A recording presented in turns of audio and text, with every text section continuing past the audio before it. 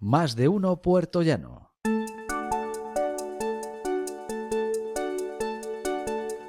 Pues aquí seguimos, señoras y señores, las 13 horas 10 minutos de este día 12 de agosto del año 2025.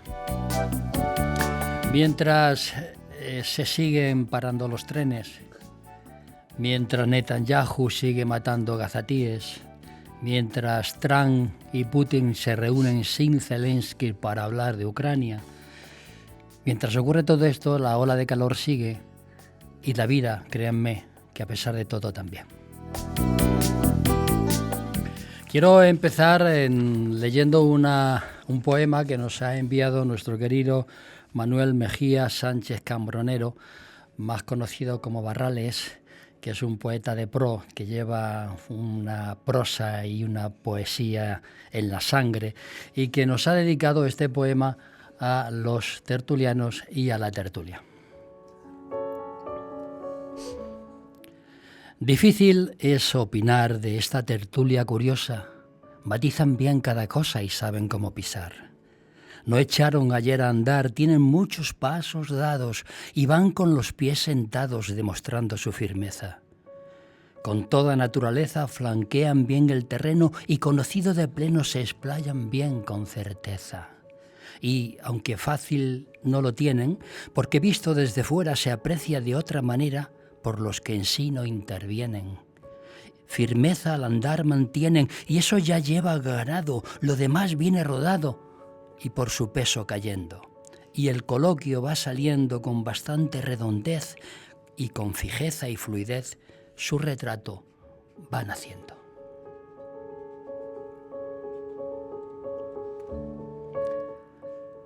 Le damos las gracias a nuestro querido Manuel, ¿verdad, Florentino? Sí, le damos las gracias, porque no es fácil escribir y mucho menos un poema. Es muy complicado y además fíjate que nos sigue puntualmente esta tertulia, con lo cual gracias, Manuel, por hacer lo posible, por estar con nosotros y por escribir. Julián Gómez. Pues yo creo que, vamos, que es inmerecida muchas de las cosas que dice, pero es un buen retrato el que este hombre hace y además se ve que nos ve y que nos quiere. Eloy Pareja. Buenos días, Julián. Yo me voy a cambiar de tema y quiero recordar a un gran periodista que ha fallecido lamentablemente en manos de Netanyahu, Anas al-Sharif. Ha dejado 2 niños y anteriormente un bombardeo de su casa mató a sus padres. Realmente descanse en paz. Lamentable. Manuel Tabas. Las cosas que se escriben con el corazón son siempre oportunas. Un poema precioso. Enhorabuena, Barrales. Pues señoras y señores, después de todo esto que ya se queda uno tan aplanado que no sabe qué decir, pero tenemos que hacer la tertulia, ¿no? Y vamos a hablar, si os parece, de ese primer tema que tengo escrito, sí. La Hacienda española, la Santa Inquisición, el azote de la clase media y de las pequeñas y medianas empresas. ¿Qué nivel tenemos en la Hacienda española? ¿Es de verdad la Santa Inquisición, don Florentino? No, es más. Si empezamos la exposición, creo que hablar de política fiscal, de Hacienda, y no defraudar al poeta, no es fácil, no es nada fácil. Entonces yo voy a intentar, cuando hablo, intento exponer sobre política fiscal, hay 3 afirmaciones que concitan un consenso entre los expertos. La primera afirmación: los impuestos son esenciales para pagar los servicios públicos. Educación, sanidad, transportes, carreteras. Segunda afirmación, y hace referencia exactamente a este tema expuesto: la carga fiscal no está bien repartida. No está bien repartida. El 44% de la recaudación procede del IRPF. Es decir, los españoles tienen con razón la sensación de que quien paga impuestos es quien cobra una nómina o una pensión. Bueno, eso es así, además.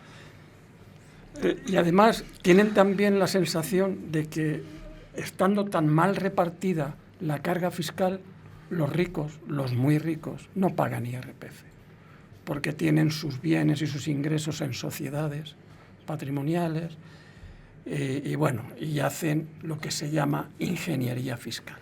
Y la tercera afirmación: en España hay poca conciencia fiscal buena. ¿Por qué? Fundamentalmente por dos motivos. El ejemplo que da el rey emérito, comisionista y defraudador, y la corrupción. Todo eso hace que muchos ciudadanos se pregunten con razón qué hacen con mi dinero, qué hacen con mi recaudación.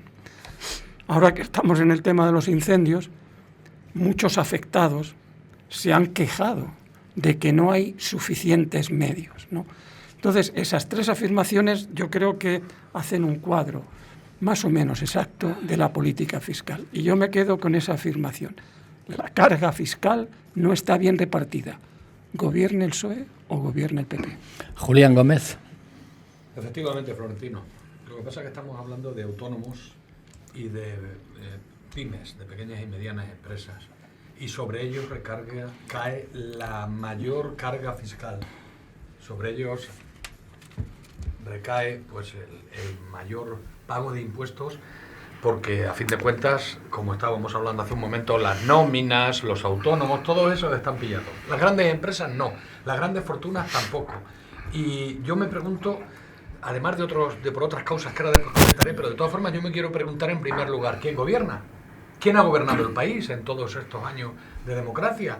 Porque han estado el Partido Popular, las derechas, han estado el PSOE, las izquierdas, y nadie mete mano en la tarta para hacer un reparto más equilibrado. No se puede hacer, o no se consigue, o no se quiere hacer. Entonces hay que tener en cuenta además la complejidad burocrática que hay con el tema de los impuestos, los problemas que tiene cualquier persona que tiene que hacer su declaración de la renta, que tiene que buscar a un asesor fiscal para que se la haga. Tienes un piso y lo alquilas y tienes que hacer declaraciones trimestrales del IVA y te lo tiene que hacer un asesor fiscal, porque es muy complicado. Y bueno, y a nivel de empresas ocurre exactamente lo mismo, sobre todo en las pequeñas y medianas empresas, porque las grandes empresas tienen sus departamentos, perseguidas son. Tienen sus departamentos técnicos, sus abogados, sus economistas, y saben bien cómo librar esa batalla. También hay que tener en cuenta la engañosa falta de progresividad en el IRPF y sobre todo en el IRPF, pero también hay otros impuestos como el impuesto de sociedades e impuestos especiales que son una losa para las pequeñas y medianas empresas, mientras que las grandes empresas se buscan la fórmula para no pagar lo mismo, pagan en vez de un 40, pagan un 25, o pagan creo que incluso un 15. Entonces hay que ver eso, y sobre todo que hay una verdadera, o lo que tú comentabas hace un momento, que la gente se siente perseguida en ese sentido, tanto el pequeño empresario como el autónomo, porque está pillado, no hay otra. Eloy, pareja. Bueno, yo iba a hablar en otros términos, pero la introducción de Florentino me ha hecho cambiar. Sí, me ha hecho recordar de un concepto que para mí es muy relevante, y es el de conciencia fiscal. Ahí probablemente ningún gobernante en este país ha dedicado esfuerzos, pero para mí es fundamental. Hay países de la Unión Europea, no uno ni dos, sino muchos, que tienen una carga fiscal mucho más fuerte que la nuestra, y los ciudadanos lo tienen totalmente asumido. Aquí en España nunca se ha hecho esa labor pedagógica, y como somos latinos y por ende pues llevamos en los genes esa piratería y esa picaresca, pues no solamente no reconocemos al que paga impuestos, sino que nos vanagloriamos de no hacerlo y de ser más listos que el vecino que paga más que nosotros. La verdad es que no hay conciencia social sobre el pago de Y impuestos, luego pero también es verdad que se cometen muchas tropelías por parte de Hacienda. Bueno, pero es que también hay otro error que han cometido los gobiernos aquí en España, y en esa labor pedagógica que he dicho que no se ha realizado. Y es que cuando se habla de impuestos, y Florentino también ha cometido el mismo error, entre comillas, siempre decimos para educación y para sanidad. Pero hay muchas otras cosas. Luego las ha citado, pero ya parece que son la seguridad. las fuerzas de seguridad del orden público, hay muchísimas cosas que tienen que pagar los impuestos. En España también hay otro problema, que es muy relevante, la economía sumergida. Un 24% aproximadamente de la economía española es economía sumergida y por ende no sometida a carga fiscal.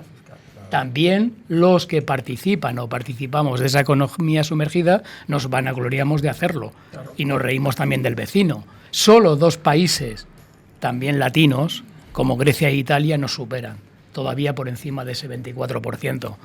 Pero claro, si ese 24% de economía real que existe todos los días tributara, seguramente las cosas serían mucho más fáciles. ¿Sabéis cuál es la deuda de los clubes de fútbol de España? El IVA que no pagan a Hacienda. ¿Por qué no se incautan las taquillas, por ejemplo? Don Manuel Tabas. Yo voy a contestar a tu pregunta, como suele ser normal en mí. Vamos a ver, esto es un sistema fiscal totalmente injusto para las clases medias trabajadoras y para las pymes, porque la reforma tributaria que Pedro Sánchez prometió y la Unión Europea le reclama, no ha llegado ni se la espera. Hizo 2 promesas. La primera, una reforma fiscal en 6 meses y un plan anticorrupción en 90 días. Y la segunda, no subir los impuestos solo a los autónomos y a las pymes, solo a las grandes empresas. Ninguna de las promesas las cumplió. Según los expertos, la recaudación por IRPF ha crecido un 352,5%. Repito, 352,5%. Mientras la renta per cápita real, es decir, el dinero que tú tienes en tu bolsillo, apenas ha subido un 22%. El gobierno se niega a adoptar los tramos de IRPF al incremento de la vida. ¿Y eso qué hace? Que la inflación se ha convertido en otro impuesto encubierto. Y mientras Hacienda a sacar tajada de todo. En 2024 se recaudaron por IRPF 901.000 millones. Y en 2025, en los 4 primeros meses, ya hay un 46% de recaudación. Sin tener que subir tipos. Simplemente esperar a que la inflación haga el trabajo sucio. ¿Por qué? Y eso lo dicen los expertos. Porque ha empujado los salarios a los tramos superiores sin que los salarios generen poder adquisitivo. Y se acaba tributando más, sin que tú te des cuenta que tributas más.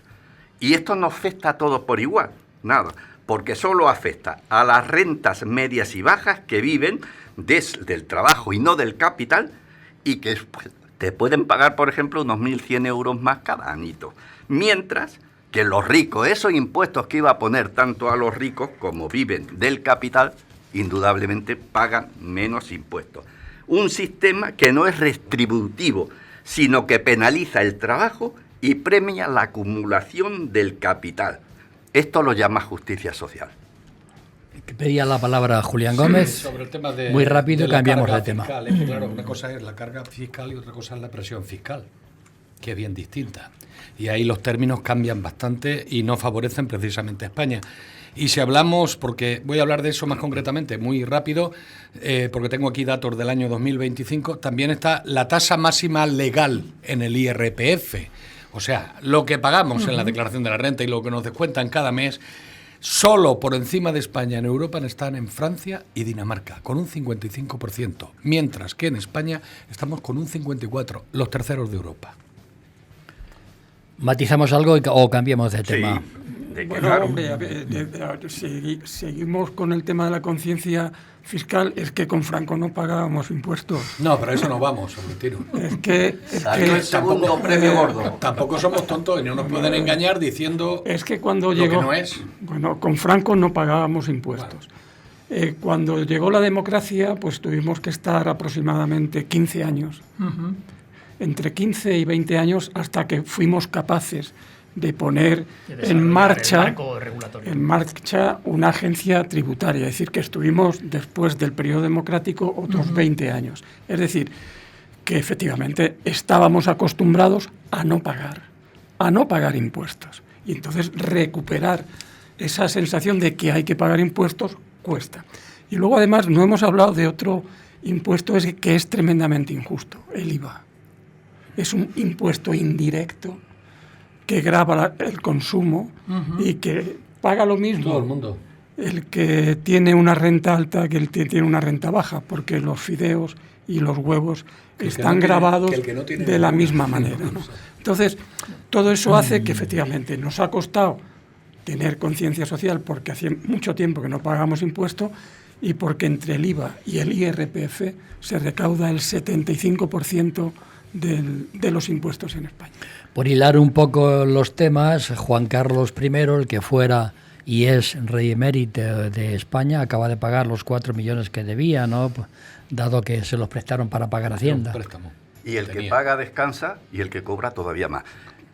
Para terminar este tema, que me habían introducido antes, todo se está basado en dos cosas que son inciertas. No voy a decir falacias, sino inciertas. Uno es que la economía crece, que va como un cohete, y que el empleo está en máximos históricos. No es cierto. Y la segunda es que la presión fiscal en España es moderada, solo de un 36,5%, 3 puntos menos por debajo de la media europea. Tampoco es cierto. En todo eso se basa la economía de los últimos 7 años. Pero Bueno, no es cierto, los datos están publicados, es decir, no es cierto que están trabajando casi 22 millones de personas en España. Y que la presión fiscal es el 36,8%. Pero ahí metemos a los fijos Discontinuos. Sí, sí. Bueno, a esos que trabajan un mes al año y por eso Hombre. ya trabajan todo el año. Es que eso es muy discutible. Y Florentino. es curioso que se saque pecho porque ha aumentado la dependencia a 2,3 millones que están cobrando el mínimo vital, que son apenas 519 euros. Es decir, ¿tú crees que un gobierno puede sacar pecho de eso? ¿De que ha aumentado la dependencia? ¿Que puede sacar pecho de que entre pobres y excluidos hay 13 millones en España? A nivel de pobreza y a nivel de exclusión social. ¿De eso se puede sacar pecho? A mí qué más me da que otras cosas vayan bien. Que el impuesto se haya subido no sé cuánto o que se esté cobrando no sé qué. Resolucionemos primero lo grave, que son los 13 millones de gente que no pueden subsistir y no sacar pecho porque haya gente pobre en Para eso hay España. que No, pagar ni impuestos. tampoco de que se ha Para hecho... eso hay que pagar impuestos. De que se hacen, ya, pero es que luego encima nos digan que hay recaudaciones históricas, que se está recaudando más Claro. que nunca. Porque Entonces, hay más Florentino, gente trabajando que nunca. Por eso se recauda más por el IRPF. no tiene que ver con los nuevos impuestos, con todos los que nos han ido metiendo. Efectivamente. Florentino. Pero vamos a ver cuáles son los nuevos impuestos que nos han metido. Pues han ido bastantes, según están diciendo, son del orden de 100 impuestos. Son impuestos concretos que yo desconozco. 100. Si quieres los buscamos. Si quieres los buscamos y los hablamos. Hemos comentado que la recaudación de IVA más IRPF es prácticamente el 80%. Son nuevos impuestos. Claro. ¿Y el IRPF por qué no lo deflactaron? A ver, ¿Por qué no deflactaron el IRPF? No, pero mira, la cuenta es muy sencilla. 44 más 31, 75. Más 12, 87, ¿no? El 12% es del impuesto de sociedades. ¿Cuánto llevamos? 87. Faltan los impuestos No, especiales. más 7 de los impuestos especiales, 94. Esos 100 nuevos impuestos recaudarían el 6%. Prácticamente nada, sí. Ya te hemos echado la cuenta, Julián. A ver, aquí... Vale, pero a quien le toque le hará muchas gracias. Pues alegría, ¿no? No, aquí llegaríamos... A quien le toque el nuevo impuesto le hará muchas No, gracias, el del aquí 6%. llegaríamos a un punto que es el clave de todo, que es la redistribución de la riqueza máxima que deberíamos tener cualquier ciudadano del mundo, no de este país, sino del mundo o del universo.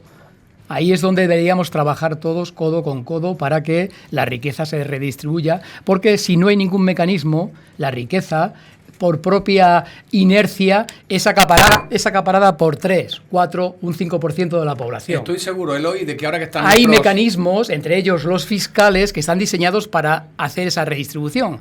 Pero lamentablemente el derecho siempre va por detrás del ciudadano inteligente, que tiene los mecanismos y los medios para hacer las cosas que debe hacer para no pagar esos impuestos. Y al final Cuidado. la redistribución de la Cuidado, riqueza va último. detrás. Lo de ciudadano inteligente ofende, ¿eh? Efectivamente. Lo último que está haciendo Hacienda, ¿sabes qué? A 7 millones de autónomos y pymes, que creo que esto es una empresa pyme, le está persiguiendo porque, por lo visto, según cuentan, tenéis caja B. Pues cada uno cuenta la feria como le va, ¿no? Sí, En va, este caso claramente. no la tenemos, pero sí tenemos la persecución de Hacienda. Sin embargo, Nos vamos... un último apunte, todo lo que se llevan, todo lo que ha desaparecido de los ERES, del Gürtel, todo. de todo, eso no vuelve. Eso no lo reclaman. Porque Eso se no, van a estar. Ni lo de eso los no lo bancos recuperan. tampoco. Se lo han Ni lo de gastado. los bancos. Ni los 65 millones del emérito. Claro, ¿De él? Emérito. que regaló a su querida. Déjale mérito que ahora viene. Bueno, después. dejarme que vayamos a unos consejos comerciales y volvemos con dos temas distintos después. Hasta ahora.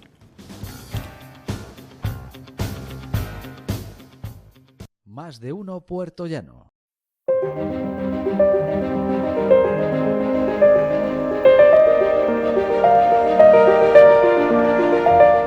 Más de uno Puerto Llano.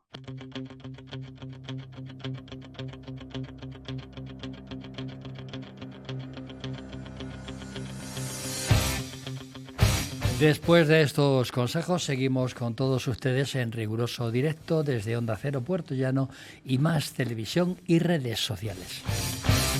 Y vamos a hablar de que hoy se cumplen 80 años, hace unos días en concreto, 80 años de la bomba atómica en Hiroshima, aquella bomba que paró una guerra pero que produjo muertes y que hizo que Estados Unidos ganara esa guerra contra el Japón.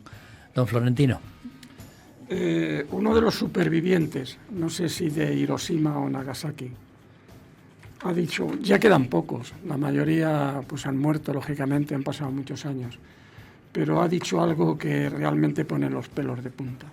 A pesar de la tragedia, de los cientos de miles, me parece que entre las dos bombas murieron directamente cerca de 200.000. 214.000. Y Exacto. Taba siempre tiene el dato exacto. Solo 70.000 el primer Lo día. investiga, Le ha lo faltado investiga. 354,5. Pero a pesar de los que murieron directamente, también hubo muertos después, ¿no? Es decir, Sí, aproximadamente por la por contaminación. la contaminación, ¿no? Sí. Lo que costó recuperar esa zona, ¿no? 360.000. Bueno, También lo tengo. pues ha dicho algo que decía que pone los pelos de punta. No hemos aprendido nada. Nada. Porque las grandes potencias, Estados Unidos, Rusia, viven en un permanente equilibrio del terror. Hay almacenados en nuestro planeta bombas nucleares para destruirlo una y mil veces, ¿no? Y es verdad que parece que estamos abocados, ojalá y sea en un futuro muy lejano, a la autodestrucción. O van a ser por las bombas nucleares o va a ser por el clima, ¿no? Eso lo dicen todos los expertos, es decir, parece ser que estamos empeñados, y subrayo bien esa palabra, empeñados en destruir el único planeta en el que vivimos, porque bueno, parece ser que el rico americano de Elon Musk, ¿no?, quiere hacer cohetes para ir a Marte, pero mientras no podamos ir a Marte, este es el único planeta que tenemos. Ni vivir.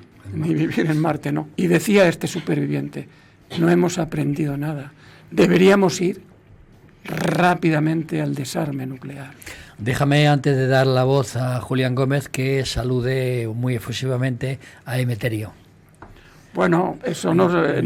Emeterio, el poeta, la suegra de Tabas, eso nos llena de responsabilidad. Debemos evitar decir tonterías. Saludamos en este caso a Emeterio, también a las otras dos personas, pero a Emeterio porque no lo habíamos nombrado y porque es una gran persona. Julián Gómez. Han pasado 80 años, pero nada ha cambiado. Así es como Masako Wada, sobreviviente de la bomba de Nagasaki, se refiere a los ataques nucleares que Estados Unidos lanzó en Japón. No se ha aprendido nada de nuestra experiencia y hoy tenemos un riesgo mayor que en el pasado. Le dice a la BBC Mundo Wada, secretaria general adjunta de Nihon y Yankyo, la organización de sobrevivientes de las bombas atómicas que ganó el Premio Nobel de la Paz en el año 2024.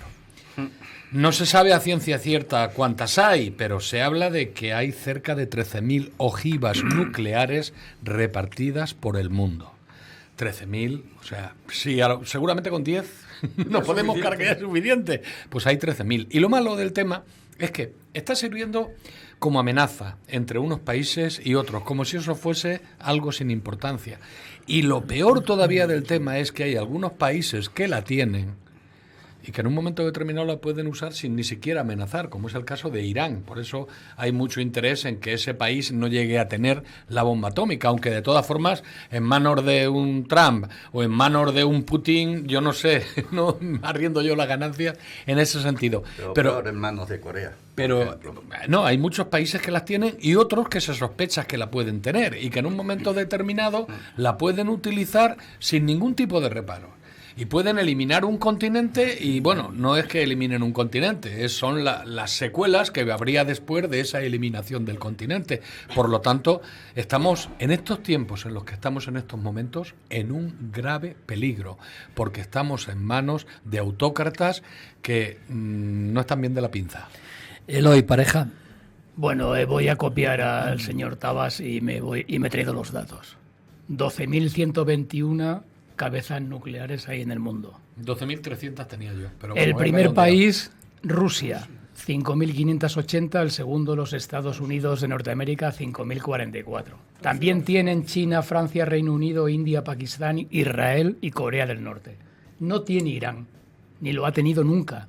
Simplemente que de vez en cuando Israel, que se autodenomina único país democrático de la zona, tira algunas bombas a los iraníes para amedrentarlos y que no continúen con su supuesta escalada nuclear. Para tener armas nucleares hace falta enriquecer el uranio hasta prácticamente el 100%, cosa que Irán en ningún momento lo ha conseguido, solamente ha llegado al 60%. En cualquier caso, claro que no, el ser humano nunca aprende. Eloy, si lo hacen te lo van a decir. No aprende nunca. Siempre hemos dicho que el animal el que tropieza dos veces en la misma piedra es el hombre. Manuel Tabas, sin Vamos a tropezar. La bomba fue algo totalmente inmoral que causó sufrimiento innecesario a la población civil, dejando tanto secuelas físicas como psíquicas de por vida. Estados Unidos ha basado siempre en que era necesario para acabar con la guerra y que eso no produjese más muertos, porque tenían que invadir la isla de Japón. No era cierto.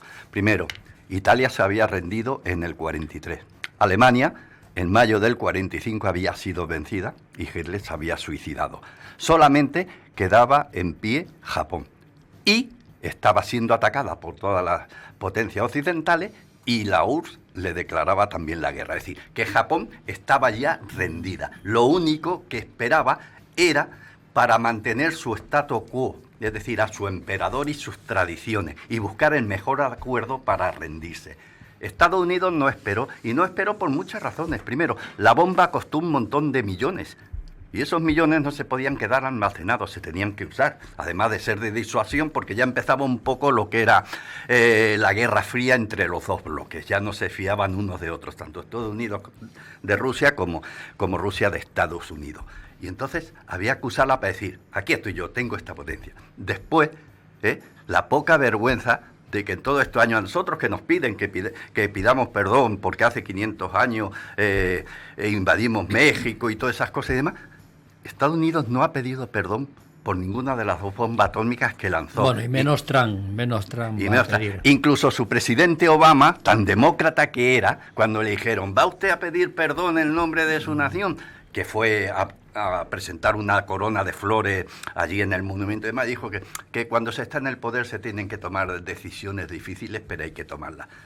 El que vino después de Truman, el presidente, que fue Eisenhower, dijo que fue innecesaria el lanzamiento de la bomba, porque Japón estaba derrotada y Japón se iba a rendir.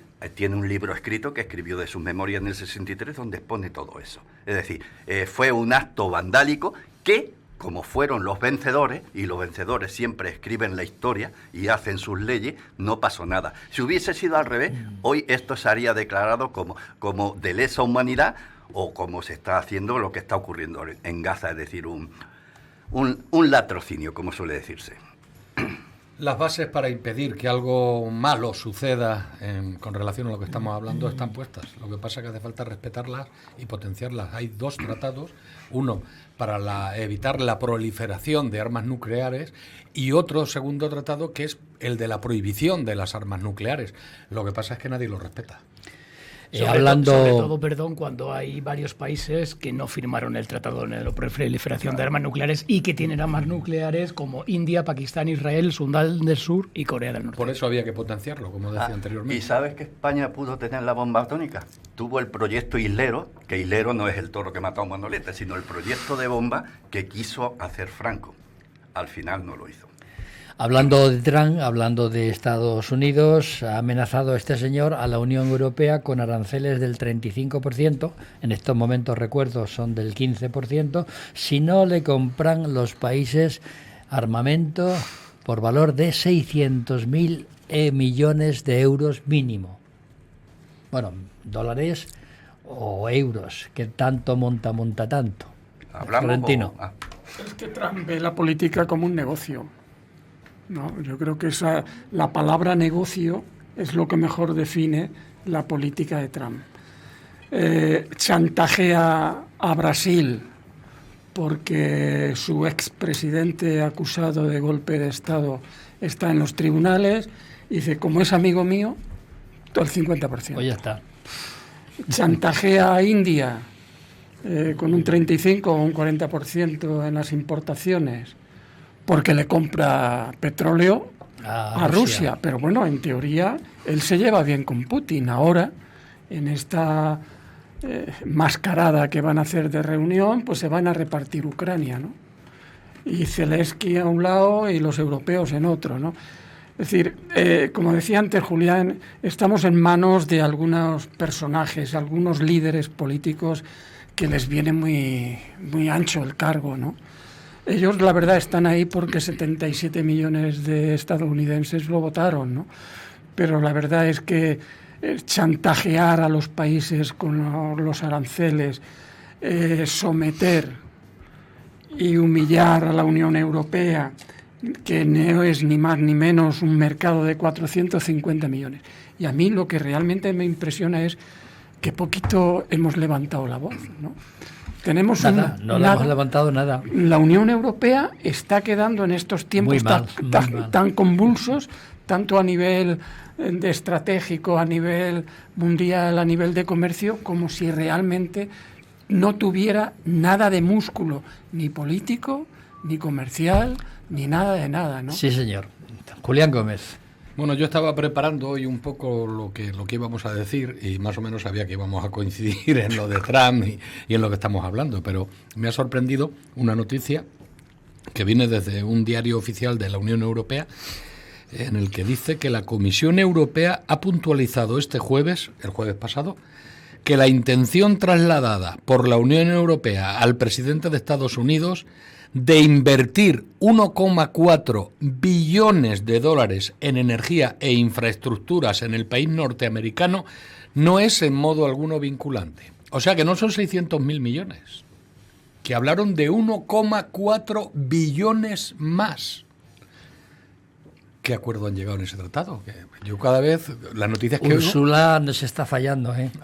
Algo preocupante, o sea. La Úrsula se ha vendido. Nos quejamos falta transparencia. Nos quejamos de 600.000 millones en infraestructuras y leo, y es euroactiv.com.es quien ha publicado esto, donde se habla de que hay un compromiso de invertir 1,4 billones. Pero billones americanos. De dólares. Billones americanos. De dólares en energía e infraestructuras, no, si lo he dicho, en el país norteamericano. Ya, pero estamos hablando también de otra cantidad que dicen que no es vinculante, pero que también tiene que estar en el tratado en alguna parte. Bueno, yo comparto con Florentino que los modos de Trump, independientemente de si son canallescos o chulescos o como les queramos llamar en términos populares, son de negociador comercial, además antiguo, el modo antiguo, no es un modo moderno, ¿no? Porque es un gángster. Es un gángster, sí. Realmente, si habéis visto una película, que no recuerdo ahora su nombre, sus inicios, cuando era un recién licenciado en Derecho, él se quedó nubilado por los modos de hacer de un abogado ya entrado en años, que actuaba de esta manera. De forma sucia. Entonces, y... Efectivamente. Entonces, este hombre se quedó asombrado y fue a su padre y le dijo: yo quiero ser como ese señor, yo no quiero llevar los negocios de la familia, quiero ser como este señor. Al final acabó dándole el pago que se merecía. Efectivamente. Porque... Y entonces, ahora realmente él está siguiendo esa estela de lo que él entendió que era el modo de hacer, ¿no? Sobre lo de la energía y las armas, está clarísimo. O sea, realmente Trump, cuando hace, te voy a poner un 15, te voy a poner un 10, un 20, un 30, para él lo menos importante es eso, es el arancel. Porque él, que no es tonto, aunque al momento lo pensemos, sabe que los aranceles finalmente van contra la población americana. Porque de alguna manera suben los precios en Estados Unidos, sube la inflación, que es un problema para él, pero también sube el descontento de la población, que tiene que pagar más pues por artículos de todo tipo, ¿no? De coches, pero también de alimentación. Entonces, él, estoy seguro que todos los acuerdos que intenta o ha hecho con otros países van en los mismos términos que con la Unión Europea. Te voy a poner el 15, pero no es lo más importante el 15. Lo que yo quiero es que me compres armas, porque soy el principal productor y exportador de armas del mundo. Lo que quiero es que me compres energía para mantener mis unidades de shale gas, de gas pobre, en marcha, a pesar de que Arabia Saudí me va a bajar los precios del crudo y me va a comprometer. Para yo que no me comprometa, pues me vas a comprar la energía. La energía yo la voy a producir, pero tú me la vas a comprar a precios más altos. Manuel Tabás. Vamos a ver. Von der Leyen, de nombre Úrsula, fue el nombre de la Unión Europea. Ursulita. Ursulita. Hay un libro muy interesante que aconsejo de ¿hubo alguna vez 11.000 vírgenes? Sí. ¿Lo dices por Úrsula? No, lo digo por las 11.000 vírgenes, que por mucho que cuentan, era de una santa británica que fue a Roma de peregrinación y a la vuelta se la cargaron los mongoles, y entonces dicen que masacraron a 11.000 vírgenes, y por mucho que han contado la historia nunca han dado, más bien eran 11 o 12. Bueno, dicho esto, fue a Washington DC a pactar el nombre de la Unión Europea con el amo del mundo, que en este caso es Trump, ¿no? Entonces pactaron unos aranceles rebajados del 30% al 15%, con aranceles cero en ciertos sectores estratégicos, y compromiso de invertir los 680, otros dicen 750.000 millones de los dólares en productos claves para la economía estadounidense, como gas natural licuado, petróleo, energía nuclear, componentes tecnológicos avanzados, chips, etcétera y demás, y material militar. Si ese acuerdo se llegó en nombre de la Unión Europea, pues indudablemente hay que cumplirlo. Otra cosa es de por qué hizo ese acuerdo si no era beneficioso para la Unión Europea. Nada más. Nada. Bueno, sí, adelante, Julián Gómez. Hablábamos del abogado famoso al que se quería parecer Trump. Y no creas tú que son métodos tan pasados, tan del pasado. Porque acuérdate que ese abogado, una de las cosas en que se basaba era en grabaciones de vídeo, de audios, fotografías relacionadas con el sexo, en burdeles, prostíbulos y saunas. Eso era una de las cosas que hacía. No sé por qué me suena eso. Este abogado. Ahí queda eso. Y Julián, por otra parte, siempre se dice lo del pasado por poner una cortina de... Ya. Pero escucha otra cosa. No sé, lo leí como una cosa que contaban, no es algo que fehaciente, que pueda asegurar, pero estamos en riesgo de que el gas doméstico que se utiliza en muchas casas suba más de un 40%, con las nuevas artimañas del señor Trump. ¿En qué momento ha llegado, verdad, de la política y de la situación en este mundo, no, Trump? Ha cambiado por completo todo. Y le quedan 4 años más, si nadie lo evita. Bueno, pero está ahí porque lo han querido, ¿no? Sin duda alguna, eso es indudable. Como ¿no? aquí hemos querido. Tiene aliados como Netanyahu, tiene aliados como... Sin duda alguna lo han elegido el pueblo norteamericano, pero bueno, me parece bien que gobierne como quiera su país, pero que influya tanto en el resto del mundo. Y aquí hemos elegido a quien queremos estamos que nos hablando de gobierne o Estados no. Que es la mayor potencia después de China, o junto con China son las dos mayores potencias que hay. Entonces, indudablemente tienen un poder, y sobre todo Estados Unidos en Europa más que China, porque somos civilización occidental y tenemos más relación con los americanos que podamos tener con los chinos. Aunque ahora desde el gobierno de España se están haciendo intentos por mejorar esas relaciones, o se han mejorado, no sé, no sabemos España, bien. de Andalucía y de Cataluña. Yo lo de los gobiernos de España. Que han ido representantes de los tres gobiernos. Bueno, pues yo creo que esa es la actualidad. Estamos hablando junto con esa repatriación o ese reparto. Reparto suena mal, ¿verdad? Cuando se habla de niños bueno, que Eso son sí que inmigrantes y que evidentemente los quieren llegar a ciertos sitios, ¿no? El reparto es un término mal utilizado. Pero lo triste es que haya tenido que ser una sentencia judicial. Sí, sí, es lo triste. Eso claro. es lo triste, ¿no? Sí, sí.